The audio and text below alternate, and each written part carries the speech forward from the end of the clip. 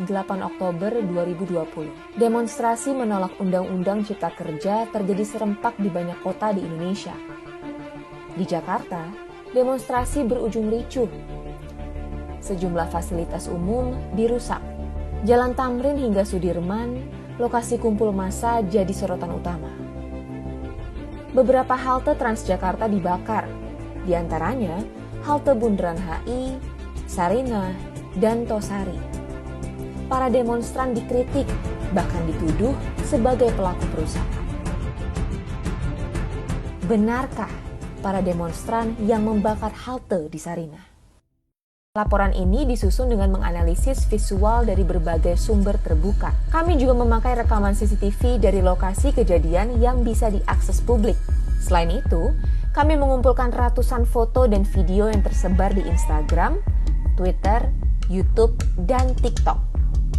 Dari semua itu, kita jadi paham apa yang sebenarnya terjadi di Sarinah sore itu. Foto viral ini jepretan Ari Basuki, fotografer Merdeka.com.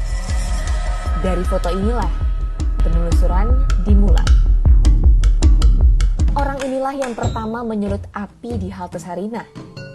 Video TikTok ini diambil pukul 16.39. Kamu bisa lihat orang ini mengepal dan terlihat di CCTV. Video ini diambil semenit kemudian. Dua video ini menggambarkan pada menit 16.40 api belum terlihat di halte Sarinah. Jika kamu melihat asap ini bukan dari dalam halte, tapi dari sini. Lalu petaka itu datang. Orang ini, dan ini saling mengenal satu sama lain. Mereka bergerombol datang pukul 16.41 dari arah Jalan Sunda.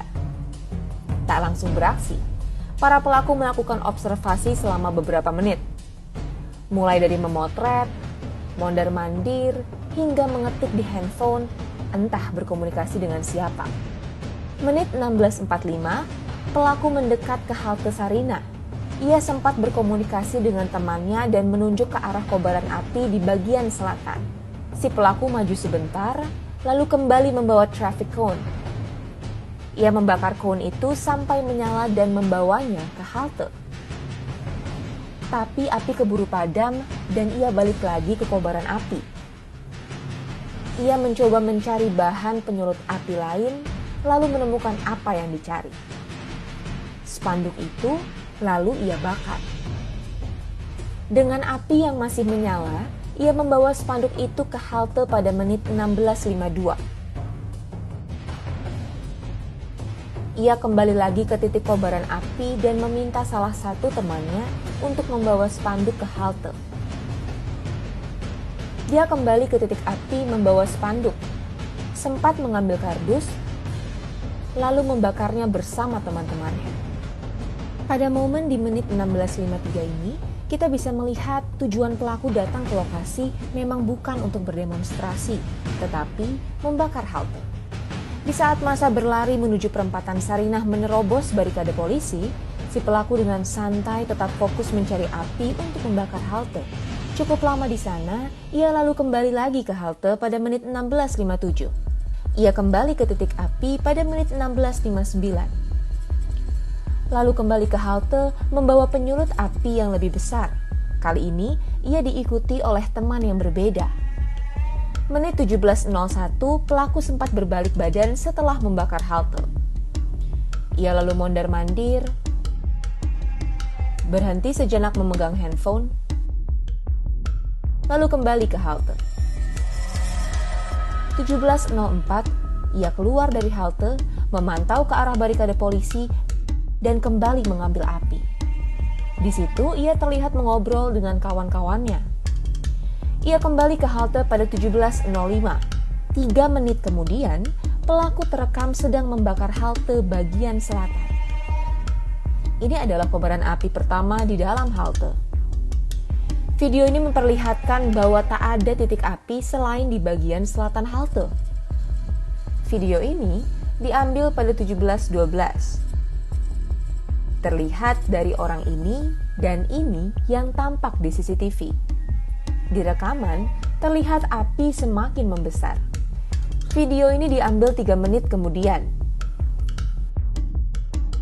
17.18, pelaku menjauh dari halte dan duduk di pertigaan Jalan Sunda, lalu kembali membakar halte. Video ini diambil pukul 17.20.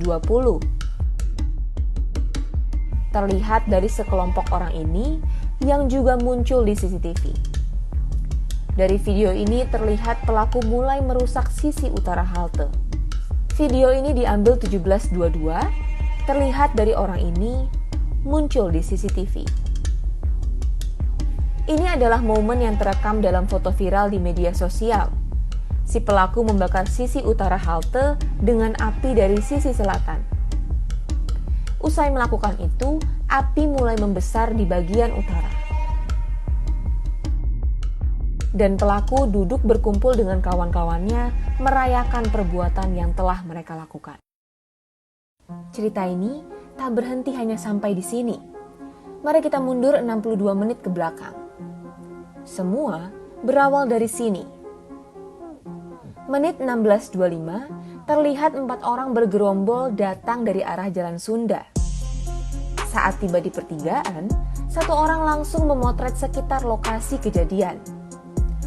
Mereka diam di pertigaan cukup lama, lalu kemudian gerombolan lain pun datang.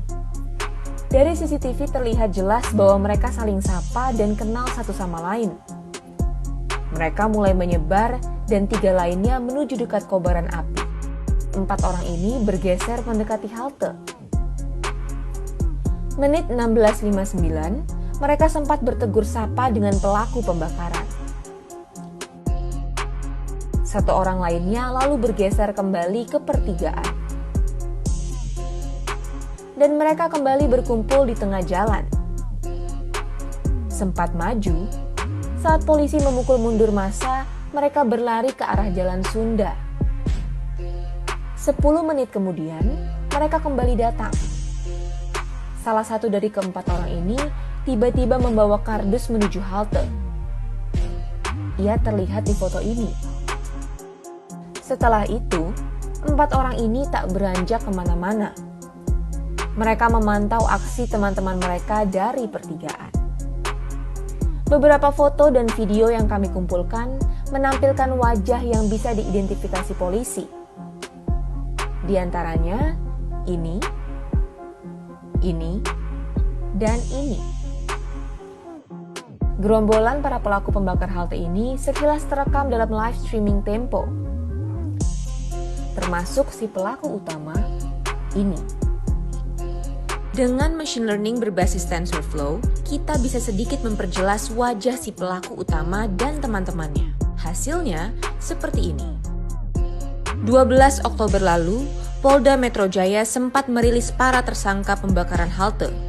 Dari 4 tersangka yang ditampilkan, tak ada yang mirip dengan sosok yang kami temukan. Kami mengkonfirmasi temuan kami ini ke Polda Metro Jaya. Kami juga sempat menunjukkan foto-foto yang kami miliki kepada Kabid Humas Polda Metro, Kombes Yusri Yunus. Ia menyebut polisi memang belum berhasil menangkap pelaku pembakar halte yang fotonya viral di media sosial. Yusri enggan berbicara lebih lanjut soal itu. Oke, silakan. Soal pelaku yang difoto viral, Bang. Foto viral. Oh, itu baru bilang jangan foto viral, kalau itu tanya Pak Viral. Polda berjanji akan mengembangkan kasus ini dan tak menutup kemungkinan pelaku-pelaku lain akan ditangkap. Jadi pertanyaan sekarang, apakah masih ada pelaku-pelaku lain? Masih ada, ini masih dilakukan penyelidikan. Kami berdasarkan fakta dan bukti, minimal 2 alat bukti yang cukup untuk bisa menahan mereka semuanya. Kita masih melakukan pengejaran. Ya, nanti kita tunggu hasilnya seperti apa.